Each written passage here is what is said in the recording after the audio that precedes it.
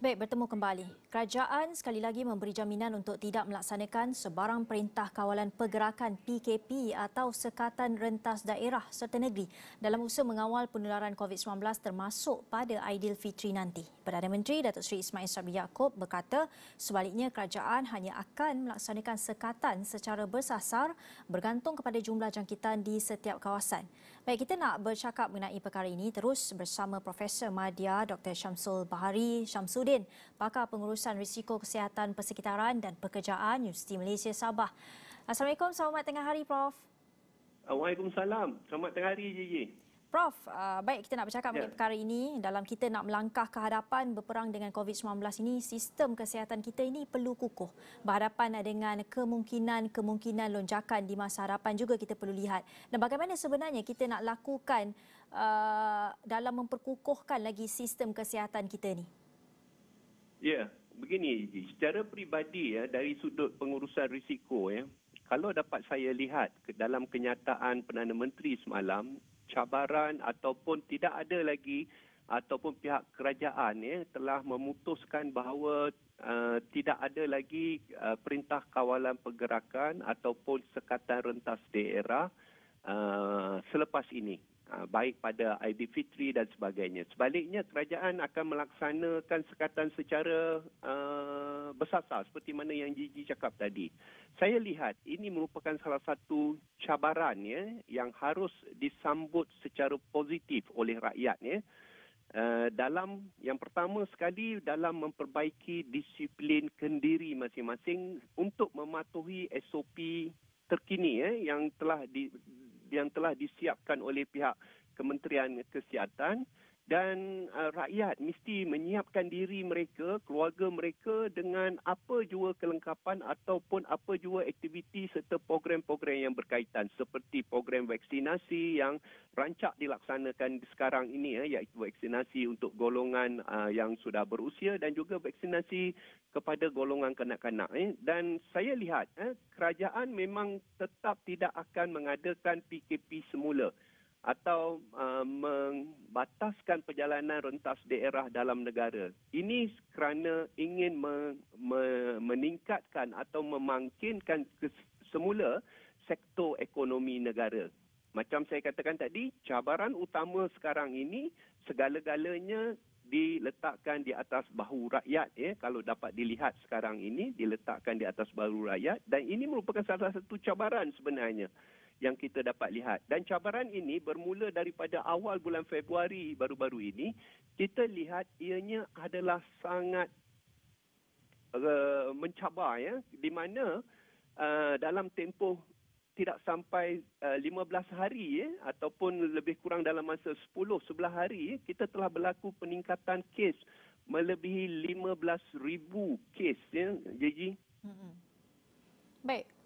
Prof, dalam masa yang sama kita lihat sekatan perjalanan ini dilihat sukar nak dilakukan lagi kerana negara kita perlu dipastikan bahawa sektor ekonomi ini terus dipulihkan. Tapi dalam masa yang sama kita tidak boleh nak bergantung kepada orang ramai untuk mematuhi SOP dalam kita nak mengurangkan jangkitan. Apa mungkin perkara yang boleh kerajaan lakukan dari segi nak memperketatkan? Mungkin dari segi kuarantin ataupun kewajipan vaksin. Pandangan Prof sendiri?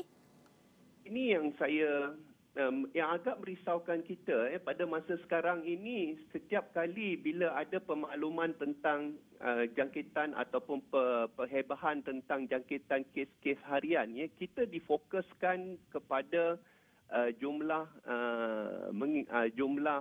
kes yang dijangkiti itu mengikut tahap-tahap tertentu, iaitu kita ada tahap kategori 1, 2, 3, 4 dan 5 Dan biasanya kita akan fokuskan kepada kategori 3, 4 dan 5 di mana kita sentiasa mengatakan bahawa kadar jangkitan dalam negara masih lagi terkawal kerana ianya di bawah 0.5%,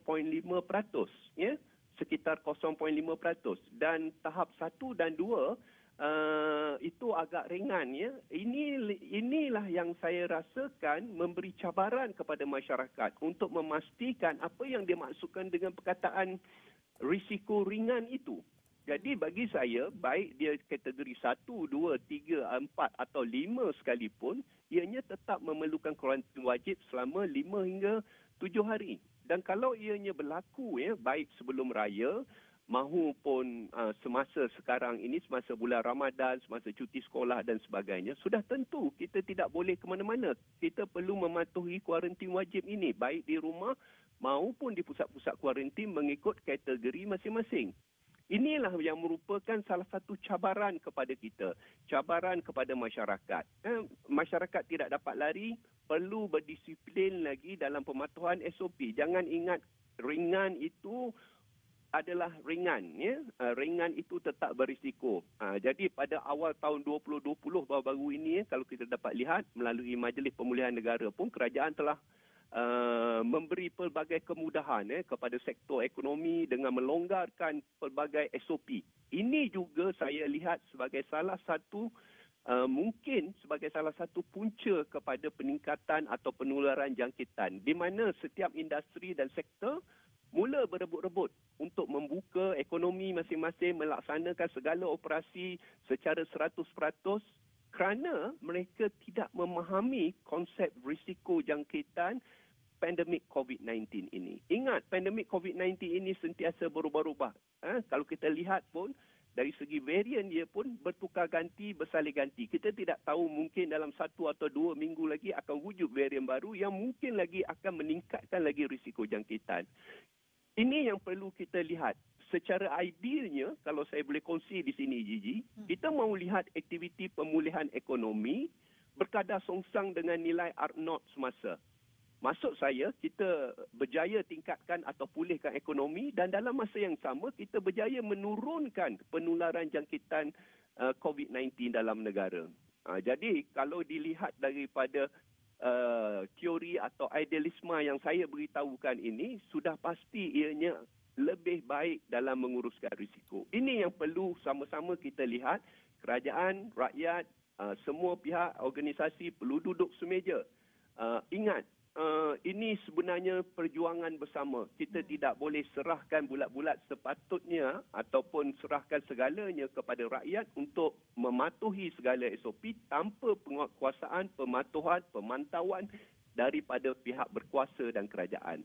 Ianya perlu seimbang. Gigi. Ya, Prof. Kalau kita lihat ni ramai mahu beraya tapi masih ramai juga yang tak mendapatkan dos penggalak dan ramai yang mahu mengerjakan ibadah umrah tapi culas dalam melakukan kuarantin. Bagaimana kita boleh nak galakkan lebih ramai melindungi diri dengan pengambilan dos penggalak dan juga kita nak pastikan satu langkah ketat juga diambil kepada mereka yang diwajibkan kuarantin, terutamanya yang pulang daripada luar negara ini. Itulah Gigi, saya maklumkan tadi. Bagi kita, bila kita melaporkan sesuatu kes, tidak ada tahap 1, 2, 3 itu dari segi sektor atau kita lihat kesihatan fizikal. Tetapi kita harus ingat, tahap 1 dan 2 juga boleh memberi kesan atau kita panggil domino effect kepada ekonomi dan psikososial kepada komuniti dan masyarakat. Tahap 3, 4 dan 5 itu mungkin akan dikurangkan atau kita dapat lihat terdapat penurunan yang sangat signifikan. Ini sebenarnya satu keputusan yang sangat baik akibat daripada proses aktiviti vaksinasi negara, program vaksinasi negara yang dilihat sangat berjaya. Ini kita ucapkan terima kasih kepada kerajaan dan juga pihak KKM dalam melaksanakan vaksinasi. Tetapi jangan sekali-kali kita abaikan 99.5% lagi yang kita sebelum ini dilaporkan ringan. Ini sebenarnya tidak ringan. Ini sebenarnya ada impak domino atau yang saya sebut sebagai kesan berangkai. Yang mana ianya lebih susah untuk diuruskan. Jadi saya ingin cadangkan supaya sentiasalah rujuk nilai R0. Nilai R0 ini ialah nilai kebolehjangkitan harian yang kita boleh dapati. Selagi nilai R0 itu kita tidak dapat turunkan ke tahap 1.0, maka ianya memberi gambaran bahawa sentiasa berlaku penularan jangkitan, sentiasa berlaku ketidakpatuhan SOP. Dan semua pihak perlu bergemling tenaga dan memastikan ianya dapat diatasi dengan baik. Macam saya katakan tadi, sekiranya kita di tahap 1, 2 atau 3 sekalipun, kita tidak boleh ke mana-mana. Kita kena tetap kuarantin. Lupakan saja sambutan hari raya sekiranya kita telah dijangkiti, walau apa tahap sekalipun. Baik, terima kasih Profesor Madya Dr. Syamsul Bahari Syamsuddin, pakar pengurusan risiko kesihatan persekitaran dan pekerjaan Universiti Malaysia Sabah.